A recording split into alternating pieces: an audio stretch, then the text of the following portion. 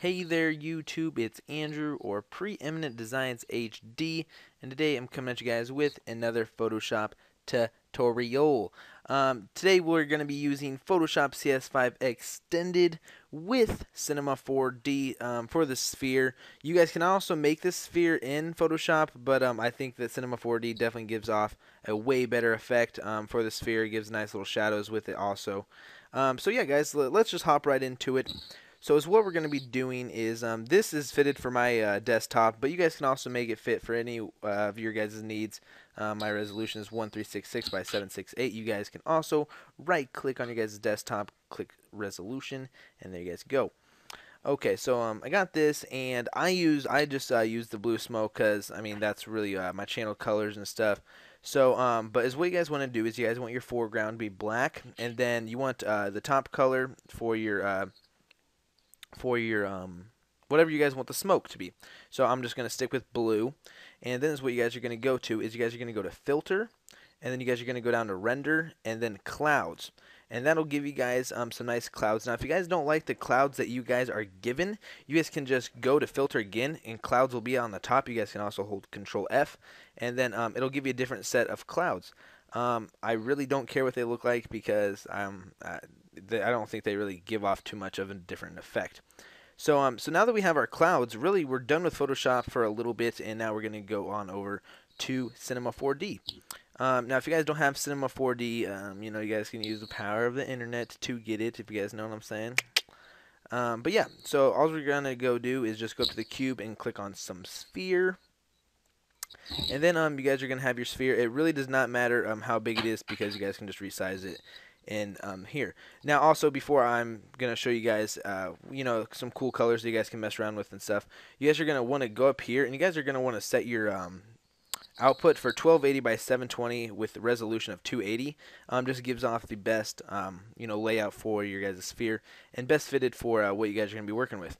Now under save, this is really important guys. You guys have heard it in my last tutorials, but is what you guys want to save it as is a PNG, and then click alpha channel guys. Click it. You guys got to click it. See that? See that? Okay, now click. Okay.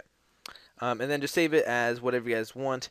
That showed up in my last tutorial guys too. I know my performance is slow. And then just save it for whatever you guys want, and then that's really all you guys need to do for that. Now if you guys are new to Cinema 4D, all you guys have to do is double click down here. Opens up a new color. And today we're not even going to be picking colors from this. We're going to go to texture and then go to gradient.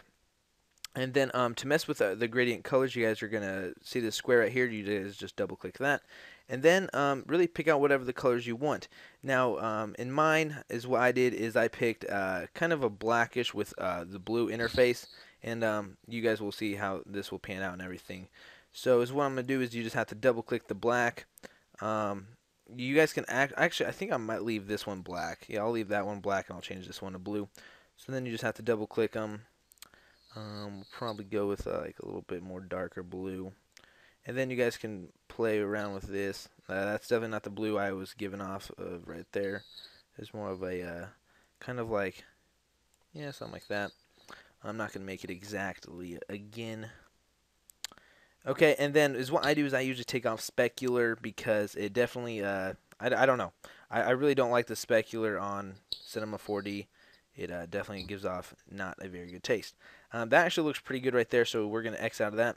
And then just throw that on the sphere. Now, as you guys see, if you guys circular around there, it actually is not gradient all the way around. It's actually, it only starts to be gradient right about here. So render that out, see what that looks like. That looks just fine for what we're doing. Then all you guys have to do is click your render button. And this is rendering to my desktop. So now is what we're going to do is drag in the sphere to Photoshop and then just drop it in there. Okay, now it's in there. Now it obviously does not look like what I made at first because it is obviously different colors and stuff, but this will do for now. Now is what I'm going to do is I'm going to resize it, just press enter. And then is what we want to do is we want to make it directly in the middle of our desktop. So is what we're going to do is we have to, you just have to click on your sphere, hold down control, click on background, and then these buttons right up here are your aligning centers. So is what you want to do is you want to click the second to last one. that will align it horizontal, and right here we'll align vertical. And there you go. Okay, so now to lay down some text, but first what I do is I lay down my glowing wires, just it works better. So today we're going to be working with the all-beloved pen tool. So what we do is basically the way the pen tool works is all you have to do is you just click, hold wherever you guys want it to be, and then when you click again, it curves. So it definitely gives off a nice effect. Alright, so what we want to do now is we are going to make a new layer. And then what we want to do is we just want to kind of make it circle around this, so it looks like it's almost interfacing around it, and kind of like a coral. So what we're going to do is we're going to start up from here, and then we're just going to click right down below, right down below. I actually want to make it go around one more time, just like that, and then. Yeah, that looks good. Okay, now what we want to do is we want to set up our brush to make it look really good. So what we're going to do is we're going to first of all change our color to white. It just gives off the best effect, guys, so please make it white so it looks really good for you guys. Now go to you guys' brush tool, and I've already had mine set up, but I'll go over it again. You guys are going to want to click just a hard rounded. It really does not matter which one of these you pick. 7 pixels usually gives off the best effect. I've tried playing around with it a little bit, 8, 9, but I really think that 7 and 6 and 5 work pretty good. But I definitely like the way 7 looks like. So after you guys have that all set up, you guys are going to want to go to Window, and then go to Brush. And when you guys go to Brush, you guys are just going to Sharp, Dynamics, and Smoothing. So you guys see, those are both clicked and everything. Also, guys, if you guys want the brush I'm using, it's 30. So go for it.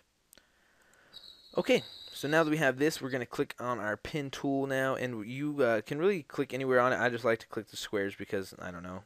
And then go to stroke path, and this is really important too. You guys need to select brush. So just select brush and simulate pressure, and just press OK, and that'll make that nice little line right there for you. Now to make it glowing like it shows in my desktop is what we want to do is we want to right click on layer 1, go to blending options, and then we can really play around with it. Now the 3 things that we're going to be playing around today is outer glow, inner shadow, and drop shadow. Now the drop shadow really doesn't give off much effect, but when you guys work with it pretty well and you guys get some practice with it, it definitely shows. So we're going to go to outer glow, and we're going to stick with the theme today. So when you guys click on outer glow, it's not going to really show up anything except it looks a little bit more brighter. But when you guys click on this white box, obviously that's going to be your changing color tab. And then you guys can make it whatever you guys want. I'm going to go for a little bit darker of a blue. Maybe, actually, I'll go for like a lighter blue so you guys can really see it. Now, really, all your guys' settings can be messed around with. It really does not matter. But I'm going to just make it look however best it looks. So I'm going to make my spread to about 45. Sorry, X out of that. Okay, so when you're on outer glow, I have my spread out to 45. The size really actually does matter. That's what she said. But mine's at 9 right now. I'll probably make it about 5. So because you don't want it too big. Opacity, I don't know why, but I always have it up to 100%. It's just what I do. For the inner shadow now, you guys are going to want to go up to your guys' black box, and you guys are going to want to basically stimulate the same color, except you guys are going to definitely want to make it a little bit lighter. Right about there would be probably good for this one. The distance, it really doesn't matter just as long as it goes inside pretty well. This is definitely a little bit lighter of a blue, so it's really not going to show up on this bright white background. So, but that right about there is going to be just fine for this one. For you guys using, your guys' purples, reds, it's really going to actually show up there. So definitely play around with that. And then for you guys' drop shadow, you guys are going to want to make it basically so it's almost white again, but it still has a hint of blue. So as you guys see, it still has like a hint of blue. There you guys go. For this, this really just shows up. If you guys see like right here, you guys might not be able to see it. It's zooming in on it right now though. But you guys can actually kind of see it, what it does. It doesn't do too much to it, but it still gives off just you know, that neat effect that counts. So yeah, you guys can, you know, mess around with those settings too much. I don't really mess around with them too much. So then what you guys want to go do is you guys want to click on your magnifying glass, and then you guys are going to want to see where you guys are really wanting this wire to go. I'm going to have my wire go behind the sphere, then come back around and go over. So what you guys are going to do is just pretty simple erasing, not too hard. Just erase wherever maybe not 7, maybe 15. Just so this process goes a little bit faster. And guys, also if you guys want to get rid of these white lines, it actually does not show up in your guys' render. But if you guys want to, just go right click on it and delete path. You guys will have your guys' problem solved. Alright, so we're going to just clear this up really fast. Not trying to do too much professional work right now. Actually I am, but okay, and then just cut it right off about right there. Cut it off right about right there. Okay, so now we basically have this, and it looks pretty nice.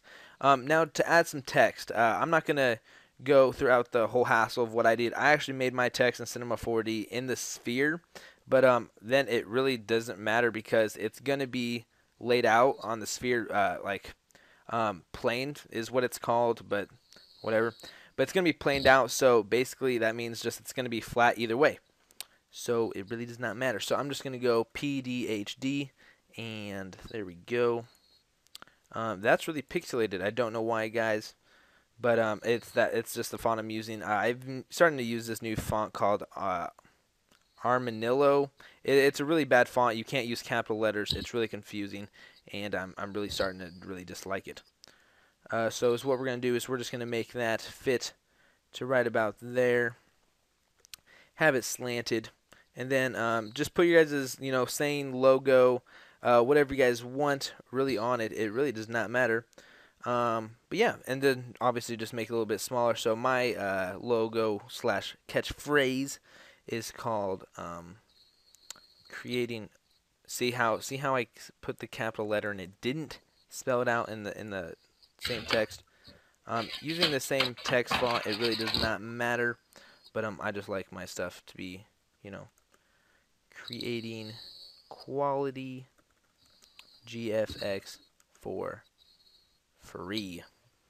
Okay, and then after you guys have that, I'm a really control freak, and I love to have my stuff really centered and stuff, so I'm going to go try hard on this. And I like to have my stuff really neat and stuff like that. But for you guys, I'm not going to make this too long. So then after you guys have that, you guys can also play around with your guys' text. I'll probably throw in a drop shadow and an inner shadow just to make it look a little bit better. And then all you have to do right here, just go to copy layer style and paste layer style. And it'll give the same effect.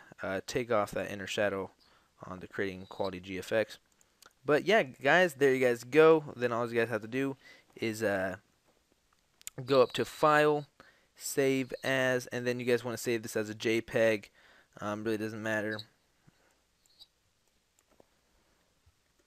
And the glowing wire is called wires, so if you guys are just wondering the technical term for it, just save it as wires, whatever you guys want. Right click on it, set as background, and there we go. So guys, hope you guys enjoyed the tutorial. Please give me some feedback on what you guys would like to see next.